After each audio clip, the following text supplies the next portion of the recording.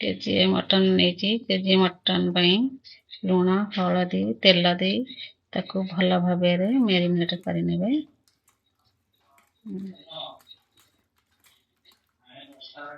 से किसी मसला प्रस्तुत करने मसला प्रस्तुत देखते अदा रसुण पियाज शुखला मसला धनिया पाउडर हल्दी पाउडर लंका गुंडा स्वाद अनुसार लुण अदा रसुण पियाज टमाटो आलू तेल कुकर गैस ऑन कर कुकर किसी तेल दे दउची से तेल ए ताती आसलानी तेल आलू दे दउची आलू टिके भल भाव भाजी ने आलू भाजी हो गला परे को काढ़ी देवे सब गुड़ाक काढ़ी देवे कुछ शुखला मसला दे देवे काटी रखी पियाज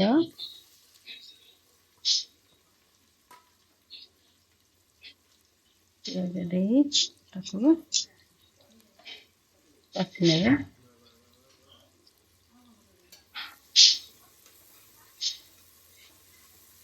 पियाज टिके ब्राउन हो गला किसी कंचा लंका दे देवे कंचा लंका देले स्वाद भल आसी थाए कंचा लंका देखु केते सुंदर हो गलानी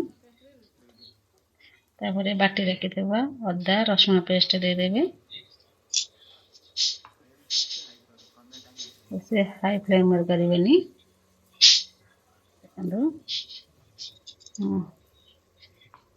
आस्ते आस्ते जारिवे कसिया छाड़ीदवा कसी गलानी मसला से लंका पाउडर हल्दी गुंड लुण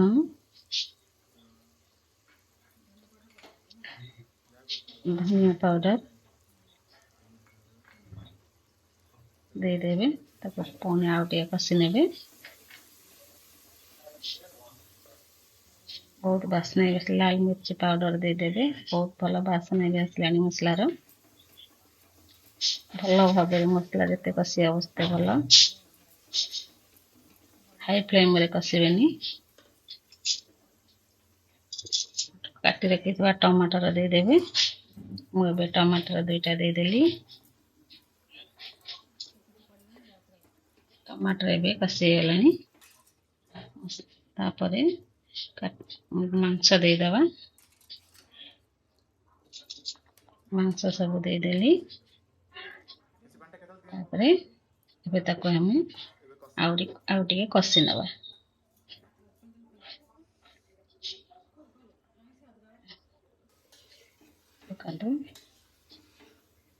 मसला भी दे देले मांस भी कषि देले कषि आसलानी मांस तेल भी छाड़ी देलानी सब बेले मीडियम फ्लेम रे करेंगे भाजी रखी आलू पकई देवे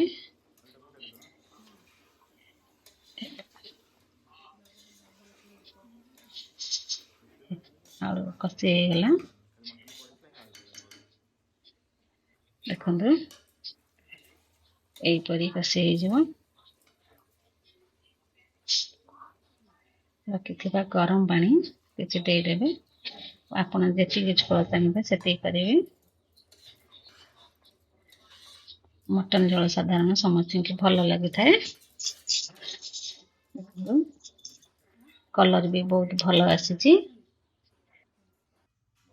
गैस बंद करने पूर्व कुछ गरम मसला गुंड दे बंद करदे 10 ରୁ 15 मिनट पर खाइबे भात सहित रुटी सहित